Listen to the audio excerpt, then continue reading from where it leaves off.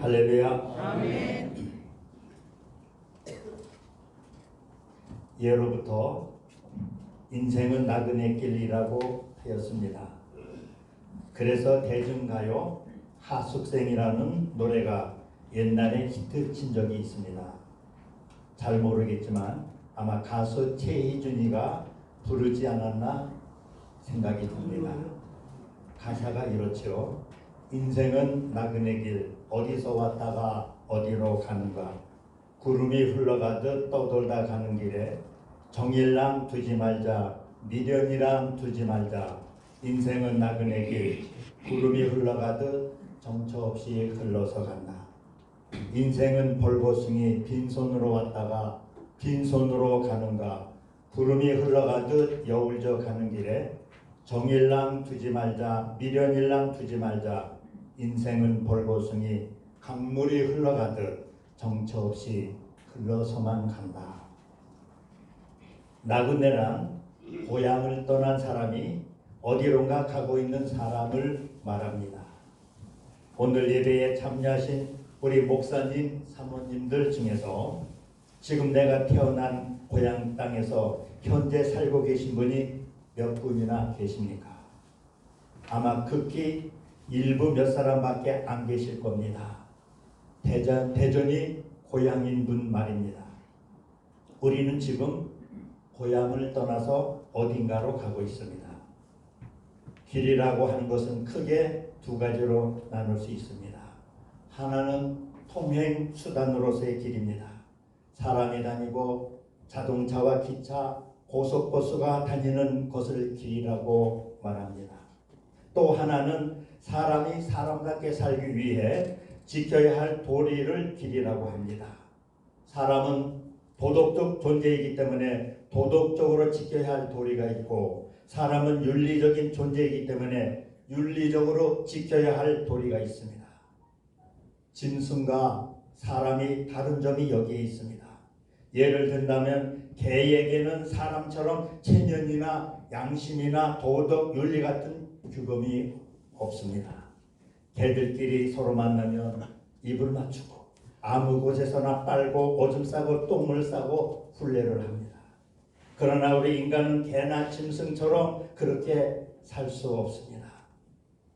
우리 인생이 태어나서 한평생 어디론가 길을 가고 있는데, 길을 가는 사람에게는 다음에 몇 가지가 필요합니다. 첫째로 목적지가 결정되어야 합니다. 우리는 태어난 곳이 있는가 하면 가야 할 곳이 분명히 있습니다. 아침에 현관문을 열고 나온 사람은 분명히 그 현관문을 통해서 저녁에 꼭 들어가게 되어 있습니다. 출발점이 있는가 하면 종착점이 있다고 하는 겁니다.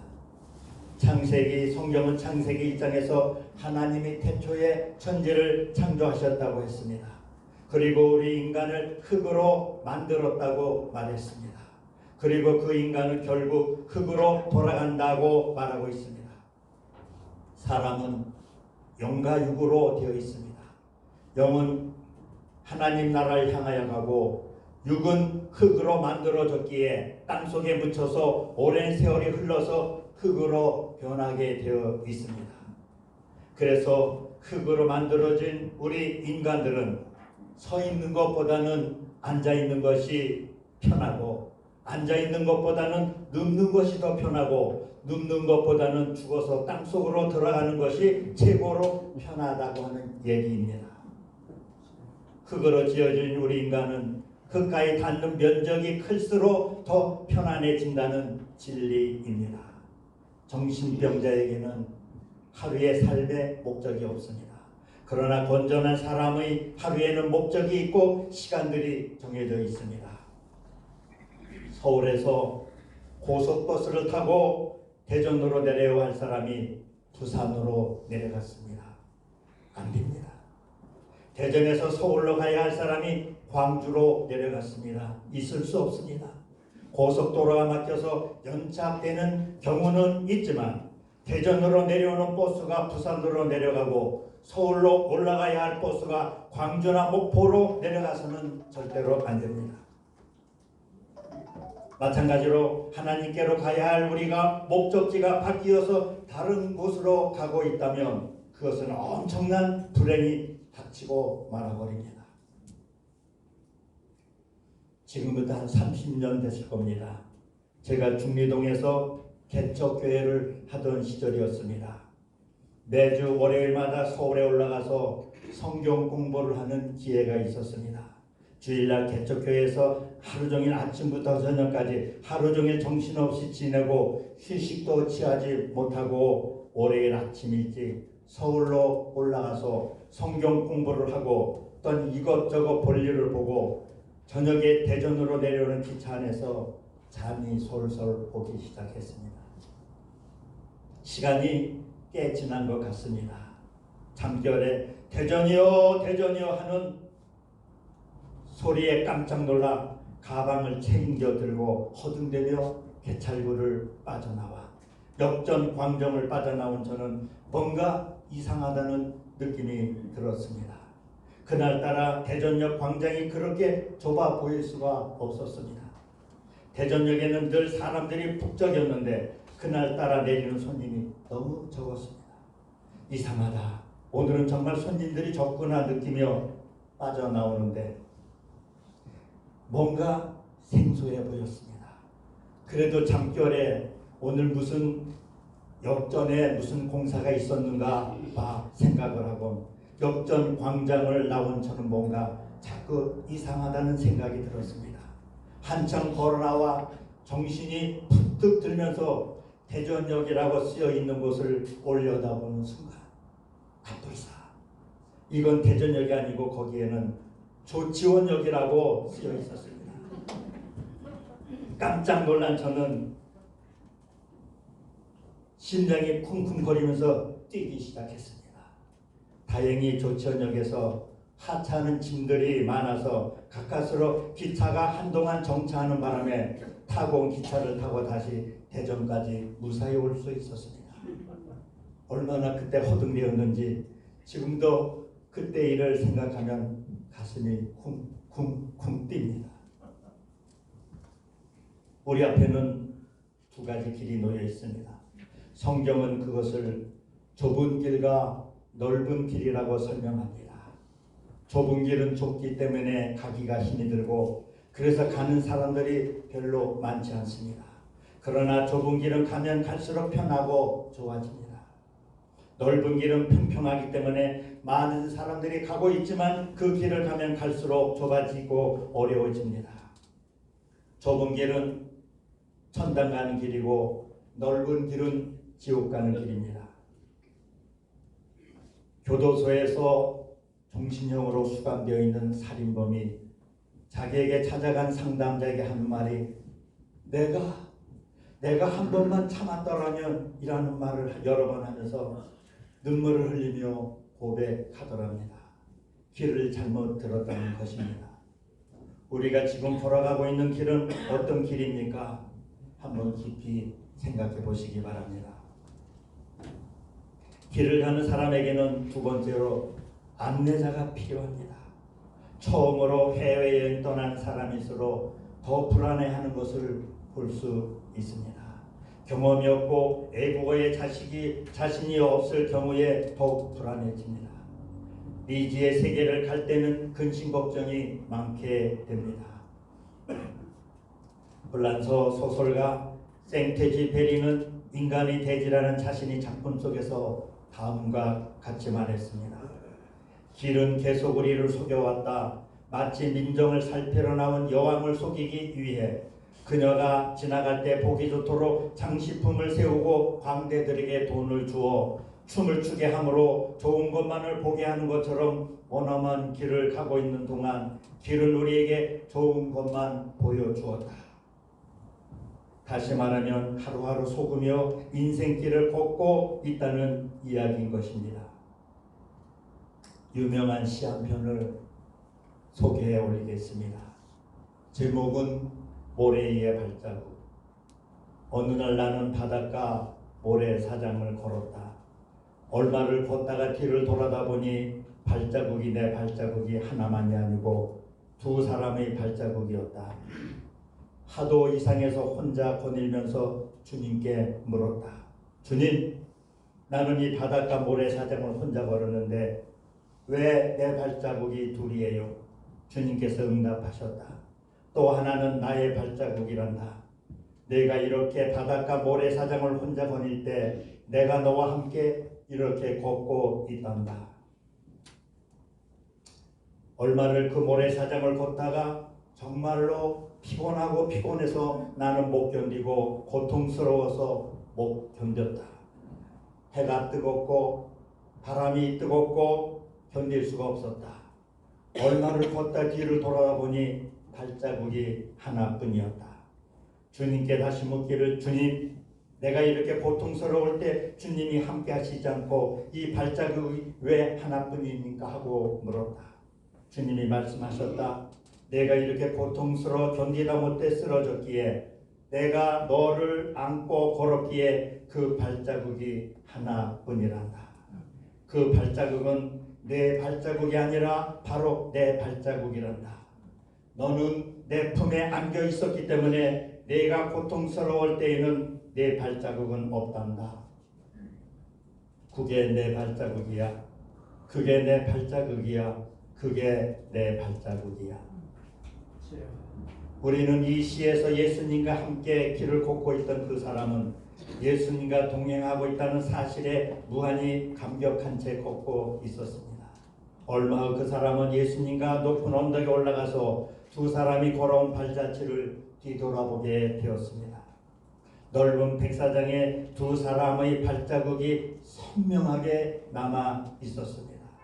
그런데 바위길과 비탈길과 가시밭길 같은 험한 길에는 한 사람의 발자국만 남아 있었습니다. 그것을 본 그는 예수님께 불평을 하였습니다.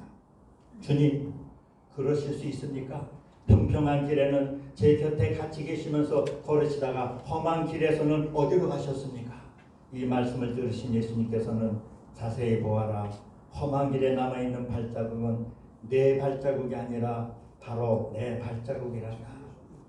위험하고 위태로운 길에서는 내가 너를 안고 걸었기 때문에 내 발자국만 남아있느니라 말씀하는 시였습니다.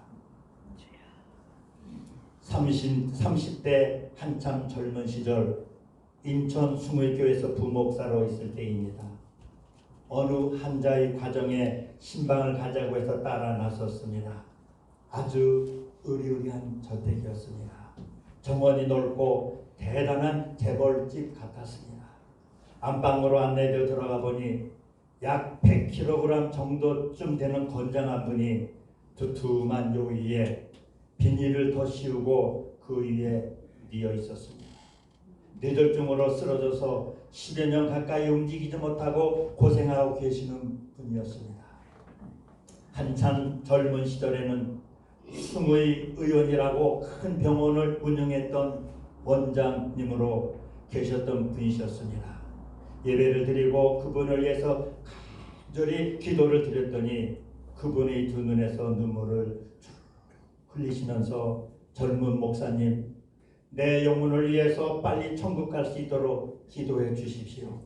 이럴 줄 알았다면 젊을 때 더 일찍 하나님을 믿을 것을 하시는 것이었습니다.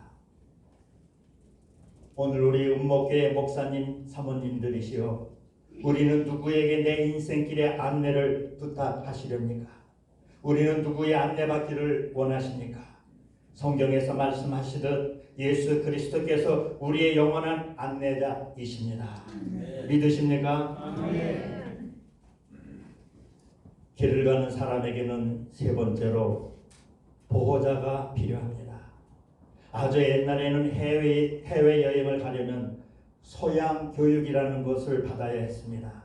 그 교육은 대한민국 국민으로서 애국에 나가서 어떻게 처신을 하며 어떻게 품위를 지킬 것인가, 그리고 어려움을 당했을 때 어떻게 대처할 것인가 하는 것을 미리 교육시키는 일입니다. 긴급한 사태나 신변에 위급한 일이 닥쳐오면 빨리 그 나라에 주재하고 있는 우리나라 대사관이나 영사관에 전화를 걸어서 구원 요청을 하는 방법을 알려줍니다. 우리가 살아가고 있는 이 세상은 여행하는 것과 비교할 수 없을 만큼 위험한 일들과 고통스러운 일들이 수없이 일어나고 있습니다. 그래서 우리에게는 절대로 보호자가 필요합니다. 시편 121편 7절에 여호와께서 너를 지켜 모든 환난을 면하게 하시며 또 내 영혼을 지키시리로다.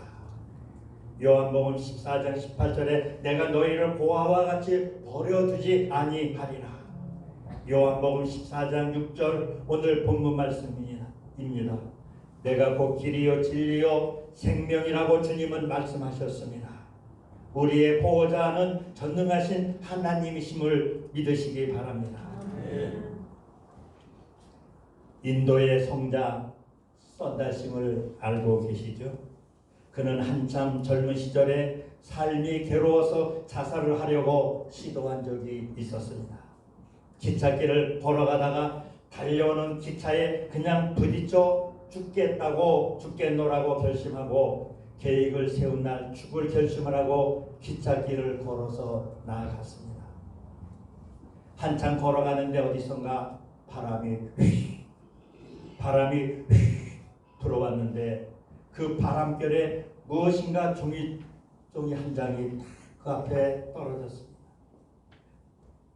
바람결에 종이 쪽지 한 장이 썬다싱 앞에 날아와서 툭 떨어졌습니다. 무심코 그 날아든 종이 쪽을 집어들었는데 거기에 이런 글이 씌어 있었어요.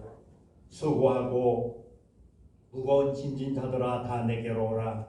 내가 너희를 쉬게 하리라. 나는 마음이 온유하고 겸손하니 나의 멍에를 메고 내게 배우라. 그리하면 너희 마음의 쉼을 얻으리니 이는 내 멍에는 쉽고 내 짐은 가벼움이라 하시니라. 찢어진 성경책 갈피였습니다. 이 글을 읽고 썬다싱은 이 글이 적힌 곳이 과연 어느 책인가 내가 알아보고서 죽기를 잠깐 보류시켰다는 것입니다. 썬다싱은 기찻길에서 나와서 성경책을 구해서 읽다가 예수님도 만나고 은혜 받고 구원받아 복음 전선에서 크게 사역하는 인도의 성자가 된 것을 믿으시기를 바랍니다. 제가 아주 존경하는 의사 장로님이 계셨습니다. 지난 4월 9일 한국 나이 꼭 100세에 하늘나라 가셨습니다.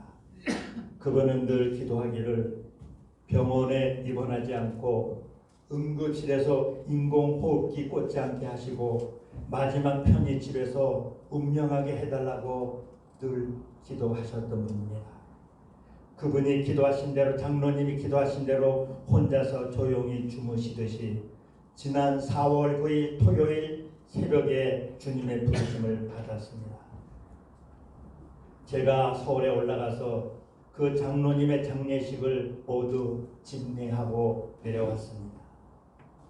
그분은 23세의 의사가 되셔서 평생을 의료봉사로 일생을 마치셨고 젊을 때 일본 히로사키 국립대학에서 의학 박사학위를 받으셨고 1950년 6.25 전쟁이 발발하자 군의관으로 자원 입대하여 8년간 전쟁 속에서 8년간 복무하고 중령으로 예편하셨고 군의관으로는 매우 드문 파랑 묵은 무공 훈장까지 받으신 분입니다. 옛날 젊은 시절 대전시 의사회 회장도 역임하셨고 국제봉사단체인 와이즈맨 클럽 한국 총재도 역임하셨던 아주 훌륭하고 인격적인 분이셨습니다. 야곱이 말년에 애굽의 바로왕 앞에서 내 나그네의 길이 세월이 130년이니이다. 내 나이가 얼마 못되니 우리 조상의 나그네 길의 연주에 미치지 못하나 험악한 세월을 보내었나이다 했습니다. 우리와 함께 운목교에서 신앙생활 하시던 목사님들이 근년에 여러분이 하늘나라 가셨습니다. 홍종현 목사님께서 지난해 12월 3일 95세로 주님의 부르심을 받았습니다. 오세영 목사님께서 100세로 주님의 부르심을 받았습니다. 하정호 목사님께서 지난 4월에 그리고 이기라 목사님께서 지난 6월 24일에 주님의 부르심을 받았습니다. 이 목사님들 모두가 고생하지 않으시고 아주 편안하게 주님 나라에 가셨습니다. 이렇게 운명하는 게 축복이 아니십니까?